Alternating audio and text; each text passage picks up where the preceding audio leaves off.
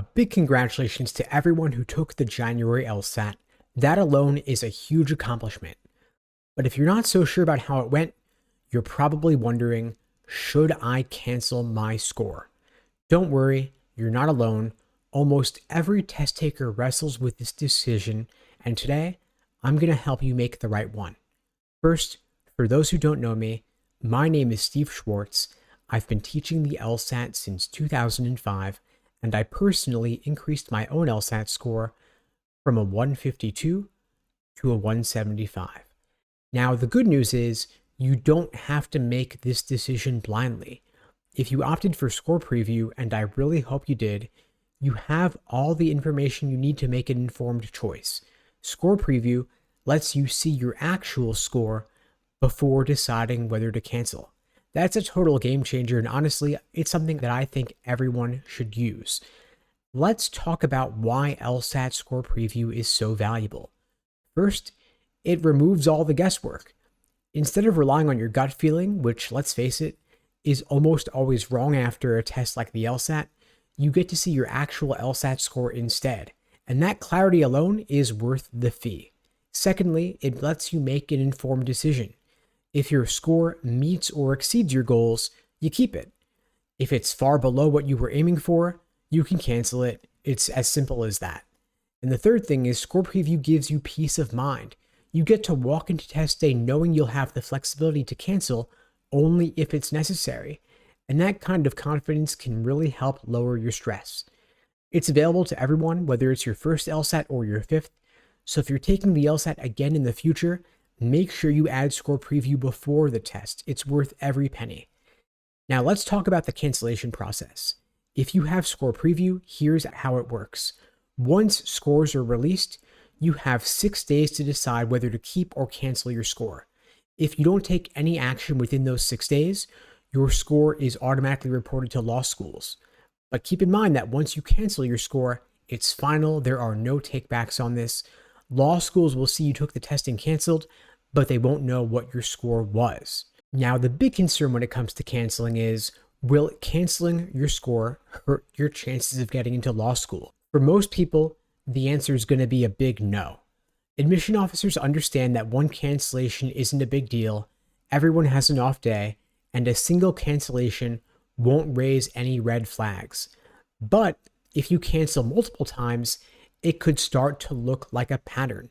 Schools might wonder why you're struggling to finalize your score, and remember that every cancellation still counts as an attempt towards your lifetime limit of 7 LSATs, so you don't want to waste one of your LSAT attempts unnecessarily.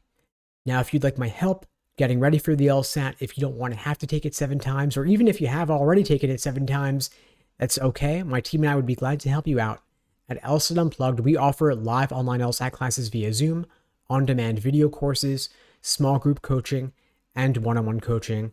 We have a lot of experience working with retakers. We could help you on a new personalized study program between now and the next LSAT test date you're aiming for. If you're interested in finding out more, you can check out the links below this video to book a call with me and my team. We'd be glad to help you out. Now, here's how to use your LSAT score preview to make the best decision about whether to cancel. Step 1 is you compare your score to your target school's LSAT ranges.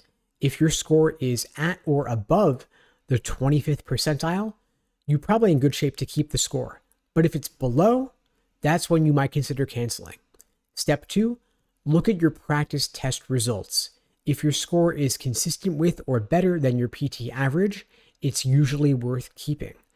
But if it's way below your practice test average and you're confident that you could do better, canceling could make sense. Step 3 here is think about your long-term strategy.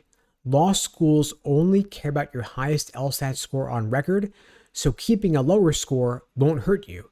It just gets ignored. Canceling, however, removes the opportunity to establish a baseline. And step 4, check your plan for retaking the LSAT. If you know you're going to retake it soon and you're confident you'll improve, canceling might be the right move here. But if you're unsure about retaking or you're up against tight deadlines, keeping the score may be safer. Now, canceling should really only be reserved for specific situations. If your score preview shows a score way below your target range, If something went seriously wrong on test day, like a tech issue, you were sick, a bad proctor, you weren't able to finish an entire section. And finally, if you're absolutely confident in your ability to retake and significantly improve your score. And if you'd like that confidence, if you're planning on a retake, again, check out the links below to book a call with me and my team. We'd be glad to help you out on your journey to scoring a 170 plus on your LSAT retake. Now, another question I get a lot is, do I need to explain a canceled score in my application? In most cases, the answer is no. A single cancellation does not require any special essay. Admission officers can, of course, see your score on your record. They see canceled scores all the time, and drawing attention to it with an addendum can actually do more harm than good. The only time you might need to write an addendum is if you've canceled multiple scores and need to explain extenuating circumstances like an illness or a family emergency. But even then, keep it short and to the point. Don't over-apologize or offer unnecessary excuses. Adcoms care way more about your highest score and the rest of your application. Canceling's a tool, but it's one you should use sparingly. For most people, keeping the score, even if it feels imperfect, is the smarter long-term choice. Anyway, folks, that's all for now. I hope you found the video helpful. If you'd like my support on your journey to retaking the LSAT to scoring 170 plus, you can check out the links below this video to book a call with me and my team. We'd be glad to help you out. And in the meantime, I'll wish you all the best and take care.